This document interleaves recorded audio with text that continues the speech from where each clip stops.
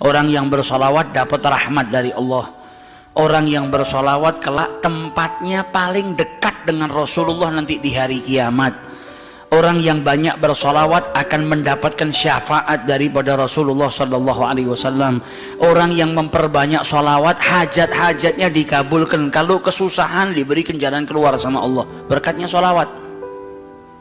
Berkatnya solawat itu macam-macam. Yuqdhal hawaij, dia punya hajat yang banyak. Kalau dia perbanyak solawat kepada Rasulullah, hajat-hajatnya dikabulkan oleh Allah Subhanahu Wa Taala. Sehingga dalam hadisnya banyak Nabi mengucap aktsiru, perbanyaklah solawat. Yang paling dekat dengan kau kelak di hari kiamat adalah yang paling banyak bersolawat saat di dunia. Para ulama menjelaskan al-iktsar, memperbanyak solawat itu paling sedikit dari kategori perbanyaklah solawat. Minimal kau baca 300 kali solawat dalam sehari semalam, jangan kurang, supaya bisa masuk dalam kategori orang yang memperbanyak solawat kepada Rasulullah Sallallahu Alaihi Wasallam. Apalagi di zaman-zaman seperti ini kita sudah harus lebih banyak bersolawat, dan solawat itu zikir. Al-Imam Abdullah bin Abi Haddad mengatakan Allah itu tahu manusia itu gampang bosenan, makanya Allah Subhanahu Wa Taala memberikan ketaatan itu macam-macam bentuknya. Zikir pun macam-macam, ada astaghfirullah, ada kalimat tauhid la ilaha illallah, ada tasbih, ada tahmid, ada solawat. Karena manusia itu punya tabiah bosen, malal. Kalau zikir itu cuma satu, ditakutkannya nanti sumpek, bosen. Kalau bosen akhirnya dia nggak memperbanyak. Tapi ketika ada banyak macam ketaatan, engkau bisa taat dengan sholat, engkau bisa taat dengan berzikir, engkau bisa taat dengan Allah Subhanahu Wa Taala dengan bersedekah. Macam-macam taat, macam-macam zikir ini menjadikan supaya kita tidak putus untuk ingat kepada Allah Subhanahu Wa Taala. Jangan sampai bosen.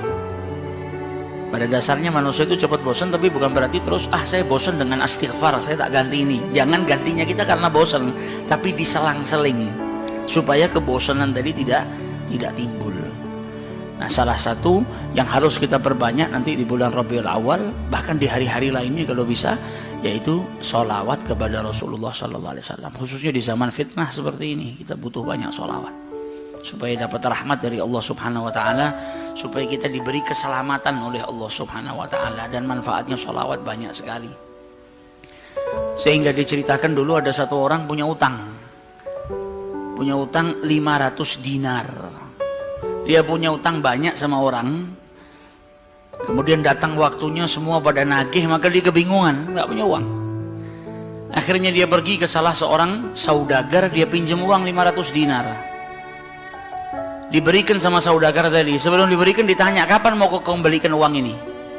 Maka dia berkata, insya Allah di tanggal sekian saya kembalikan. Uang itu diambil, dia bayarkan hutangnya satu persatu. Selesai dibayarkan tidak tersisa uangnya. Gak ada sisa modal untuk dia putarkan supaya bisa bayar hutangnya yang 500 dinar ini. Karena apa? Memang dia pinjam sesuai dengan kadar hutangnya. Sampai ketika datang waktu jatuh tempo, yang punya uang datang ke rumahnya nagih, mana uang 500 dinar yang kau pinjem? Kau janji hari ini akan melunasinya. Maka dia bilang, demi Allah, sepeser pun saya nggak punya. Saya belum mendapatkan apa-apa untuk saya bayarkan kepada dirimu. Maka yang punya uang nggak mau tahu. Engkau janji tanggal sekian mau kau bayar, sekarang sudah jatuh temponya, maka bayar hutangmu sesuai dengan ucapanmu. Dia bilang, saya nggak punya.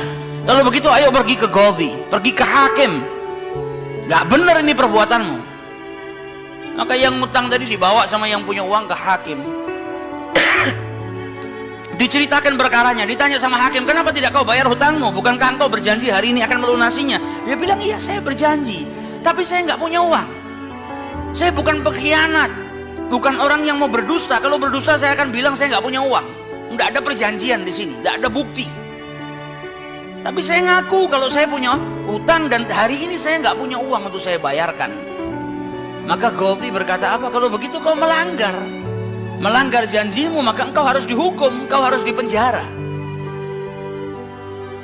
Maka yang utang tadi bilang apa? Kalau begitu ya sudah, kalau memang hukumannya saya harus dipenjara karena saya nggak bayar utang, ya sudah saya terima. Tapi tolong berikan saya waktu 1 hari. saya mau kembali ke rumah saya mau izin dengan istri dan anak-anak saya, besok saya akan kembali ke sini lagi dan masukkan saya ke dalam penjara. Maka sang hakim berkata apa?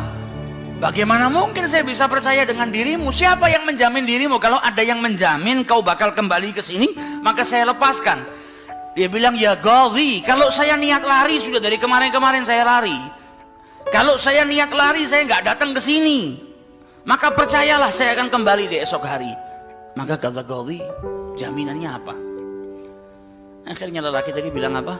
Jaminannya yang menjamin saya adalah Rasulullah SAW. Maka sang hakim bingung. Maksudmu yang menjamin Rasulullah ini bagaimana? Dibilang, ya hakim, kalau saya besok nggak kembali ke tempat ini, saya bersedia ditolak menjadi umatnya Nabi besar Muhammad SAW. Ini tidak main-main sumpahnya. Dan ini bukan sembarang orang, memang orang yang soleh. Dia bilang, berikan saya waktu sebentar, saya kembali kepada keluarga saya pamit dengan istri saya, besok saya kembali. Saya bersumpah dan saya siap dikeluarkan dari umatnya Rasulullah, nggak dianggap sama Rasulullah kalau sampai saya berdusta. Maka si hakim tadi mendengar sumpahnya seperti ini, akhirnya dipercaya. Kalau begitu kembalilah. Maka dia kembali ke rumah, dia ceritakan kepada istrinya, dia minta izin sama istrinya, suamimu ini mungkin besok di penjara karena nggak bisa bayar utang. Kata istrinya, kalau kau dihukum penjara, terus apa yang bisa membuatmu keluar sekarang ini? Kok tidak langsung di penjara, kok bisa kembali ke rumah? Kata suaminya, karena saya mendapatkan jaminan. Dari siapa? Dari Rasulullah. Dia ceritakan, saya bersumpah kalau saya nggak kembali di esok hari, saya rela tidak dianggap sebagai umatnya Rasulullah SAW. Maka istrinya berkata, selagi engkau ini mendapat jaminan dari Rasulullah, atau kau menjaminkan Rasulullah SAW, maka ayo kita perbanyak sholawat. Semoga Nabi besar Muhammad SAW benar-benar menjamin dirimu. Sholawat itu manfaatnya besar. Sholawat ini berkahnya luar biasa. Maka si suami sama si istri kemudian diperbanyak sholawat, membaca sholawat yang sangat banyak sampai mereka akhirnya tertidur. Yang laki yang punya utang tadi ketika tidur mimpi berjumpa dengan Rasulullah SAW. Dan Nabi dalam hadisnya telah bersabda, man ra'ani fakat ra'ani haqqa. Siapa yang mimpi berjumpa dengan diriku, maka sesungguhnya itu aku. Karena syaitan gak bisa menyerupai Nabi besar Muhammad SAW. Dan orang yang dalam hatinya ada mahabbah, orang yang rindu, orang yang membersihkan dirinya, orang yang memang benar-benar ingin berjumpa dengan Rasulullah SAW, akan diperjumpakan oleh Allah Subhanahu Wa Taala dalam mimpinya ataupun dalam keadaan yaqdzatan. Karena Nabi pun menjelaskan ada orang-orang yang bisa melihat Rasulullah SAW dalam keadaan sadar. Sebagaimana dulu diriwayatkan ada seorang santri kepingin ketemu sama Rasulullah, pingin mimpi. Tanya sama gurunya, sama kiainya, ajarkan kepadaku caranya mimpi ketemu Rasulullah itu bagaimana. Kata kiainya, apa? Gampang. Nanti malam kau makan ikan asin yang banyak, setelah makan jangan minum, kau tidur. Maka dia bingung, apa hubungannya ikan asin dengan mimpi ketemu Rasulullah? Praktekkan. Ini kiai mau mendidik santrinya yang betul-betul kepingin berjumpa dengan Rasulullah, pingin mimpi dengan Rasul SAW. Maka malam hari datang, dia makan ikan satu piring, setelah itu nggak minum, tidur. Bangun tidur, dia pergi ke gurunya, marah, mana saya nggak ngimpi ketemu Rasulullah. Kata gurunya, apa yang kau impikan? Kau mimpi ngelihat apa? Kata santri tadi, saya mimpi ngelihat laut, ngelihat sungai, ngelihat hujan, ngelihat air terjun. Kata gurunya, karena sebelum tidur yang kau rindukan adalah air. Kau makan ikan asin sehingga kau kehausan. Yang kau rindukan dan kau dambakan air. Maka apa yang kau rindukan dan apa yang kau dambakan datang dalam mimpi. Coba setiap kali kau tidur kau rindu dengan Rasulullah. Coba setiap kali kau tidur kau ingin sekali dan minta sama Allah Subhanahu Wa Taala akan diperjumpakan dengan Rasul Sallallahu Alaihi Wasallam. Maka kau akan diperjumpakan dengan Nabi besar Muhammad Sallallahu Alaihi Wasallam. Nah, ini yang diajarkan sama para ulama. Ini yang punya utang tadi mimpi ketemu Rasulullah Sallallahu Alaihi Wasallam. Dalam mimpinya apa kata Rasulullah? Kau jangan takut, jangan gelisah. Orang yang mahabbah. Baca sholawatnya bukan sekedar baca, tapi baca dari lubuk hatinya, baca dengan penuh kecintaan. Mimpi berjumpa dengan Rasulullah dan berkahnya sholawat tadi bisa menyelamatkan orang. Hajat-hajatnya bisa dikabulkan, dapat pertolongan dari Allah Subhanahu Wa Taala. Maka dalam mimpinya Rasulullah bilang apa? Besok pagi kau pergi, idhab ilal wali. Pergi ke gubernur di tempatmu itu. bilang sama gubernur tadi, Rasulullah mengucapkan salam kepadamu, dan sampaikan kepada si gubernur, kalau setiap hari dia bersolawat kepada Rasulullah sebanyak 1000 kali, itu solawatnya sampai kepada Nabi Muhammad. Dan sampaikan kepada si gubernur, tadi malam dia itu kebingungan baca solawat sudah 1000 atau belum, ada salah dalam menghitung sehingga dia itu gelisah, saya sudah 1000 atau belum. Maka sampaikan kepada gubernur itu bahwasanya solawatnya sudah sampai 1000, jadi dia nggak perlu gelisah. Bangun dari tidur, dia mau kembali ke Ghazi, tapi sebelumnya dia pergi ke wali, pergi ke gubernur tadi. Sampai di rumahnya gubernur, dia sampaikan, wahai wali, wahai gubernur, Rasulullah menitipkan salam kepadamu. Kaget dia. Orang yang selama ini dia solawati, gubernur ini gubernur yang cinta kepada Rasul Sallallahu Alaihi Wasallam, tiba-tiba ada orang yang datang bawakan salam dari Rasul Sallallahu Alaihi Wasallam. Nabi Muhammad berkata kepadamu, wahai gubernur, solawatmu yang kau baca 1000 kali setiap hari sampai kepada Rasulullah. Dan tadi malam ketika engkau kebingungan solawatmu itu sudah 1000 atau belum, ternyata sudah 1000. Nabi ngabarkan kau jangan takut, jangan gelisah, karena solawatmu seperti biasa, istiqomah kau baca, jumlahnya sudah 1000. Dan Nabi Muhammad minta engkau bantu diri saya untuk melunasi hutang. Maka saking gembiranya dapat salam dari Rasulullah, dapat kabar kalau solawatnya yang selama ini dia baca sampai kepada Rasul Sallallahu Alaihi Wasallam. Ditanya utangmu berapa? 500 dinar. Diambilkan 500 dinar dari Baitul Mal. Setelah itu diambilkan lagi 2500 dinar dari uang pribadinya.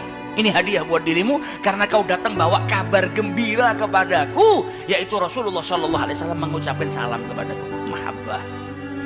Kita belum tentu, kalau mungkin andai ada orang yang mimpi berjumpa dengan Rasulullah, kemudian Nabi mengucapkan salam kepada kita, belum tentu kita bahagia sampai bisa mengeluarkan harta seperti itu. Tapi orang-orang yang mahabbah, kecintaannya sama Rasulullah luar biasa. Maka dia pulang dari rumahnya si gubernur tadi bawa uang 3000 dinar. Utangnya cuma 500 dinar. Berkat sholawat dia bisa melunasi hutangnya. Maka dia pergi ke rumah qadhi, sebagaimana janjinya dia akan kembali. Dia ketuk pintu rumah qadhi, maka qadhi tadi ketika buka pintunya langsung memeluk orang tersebut, nangis yang luar biasa dan berkata apa? Alhamdulillah, berkat dirimu tadi malam saya mimpi ketemu Rasulullah Sallallahu Alaihi Wasallam. Kata Rasulullah apa? Kalau engkau membantu orang yang punya utang itu untuk melunasi hutangnya, maka aku akan membantumu kelak di hari kiamat. Diambilkan uang 500 dinar diberikan kepada orang tersebut. Sampai Ghazinya pun diimpiin sama Rasulullah Sallallahu Alaihi Wasallam. Keluar dari rumahnya Ghazi bawa uang berapa? 3500 dinar. Dia pergi ke tempat orang yang dia utangi mau bayar utangnya. Ketika sampai di rumah orang tersebut, orang yang dia utangi tadi sudah berada di depan rumah nunggu kedatangannya. Ketika ini yang punya utang datang, langsung dipeluk, dicium, sambil menangis mengucapkan terima kasih, berkat dirimu tadi malam saya mimpi ketemu Rasulullah. Kata Rasulullah, kalau kau bebaskan utangnya fulan, kelak kau akan aku bantu, aku berikan syafaat kepadamu di hari kiamat. Utangmu jangan dibayar, dan ini ada hadiah untukmu 500 dinar. Berangkat dari rumah punya utang 500 dinar. Berkat mimpi berjumpa dengan Rasulullah, utangnya terlunaskan dan ada tambahan 4000 dinar. Berkat apa? Berkat sholawat yang dibaca kepada Rasulullah Sallallahu Alaihi Wasallam. Jadi kita kalau baca sholawat ini bukan hanya berkahnya nanti di akhirat, bukan hanya nanti kita dapat syafaatnya Nabi, bukan hanya nanti kita dapat tempat yang dekat dengan Rasul Sallallahu Alaihi Wasallam. Bahkan di dunia kalau kita ada situasi yang tidak menyenangkan, ada masalah, ada apapun, semuanya bisa hilang berkah daripada sholawatnya yang kita baca kepada Rasulullah Sallallahu Alaihi Wasallam. Karena satu sholawat dibalas dengan 10 rahmat. Satu rahmatnya Allah, kita punya masalah sebesar apapun bisa hilang kalau kita mendapatkan satu rahmat dari Allah Subhanahu Wa Taala. Sedangkan orang yang bersolawat kepada Rasulullah Sallallahu Alaihi Wasallam, maka dia mendapatkan 10 rahmat daripada Allah Subhanahu Wa Taala. Maka dari itu datang bulan Rabiul Awal, ayo kita perbanyak sholawat kepada Rasulullah Sallallahu Alaihi Wasallam. Kita niatkan supaya berkahnya itu bukan hanya buat diri kita, tapi buat seluruh umat Islam, khususnya saudara-saudara kita yang saat ini di negara kita dipecah belah. Setiap hari kita dengar isu, dengar sesuatu yang semakin menjadikan umat Islam itu terpecah belah. Kita minta sama Allah melalui sholawat kepada Rasulullah Sallallahu Alaihi Wasallam agar berkahnya sholawat, berkahnya Rabiul Awal ini, umat Islam dipersatukan oleh Allah Subhanahu Wa Taala, tidak terpecah belah, menjadi umat yang kuat. Negara kita yang kemarin-kemarin sedang dilanda musibah, insya Allah berkat sholawat gak ada lagi musibah. negara kita dijaga sama Allah Subhanahu wa taala, dijadikan baldatun thayyibatun wa rabbun ghafur berkat sholawat kepada Rasul sallallahu alaihi wasallam.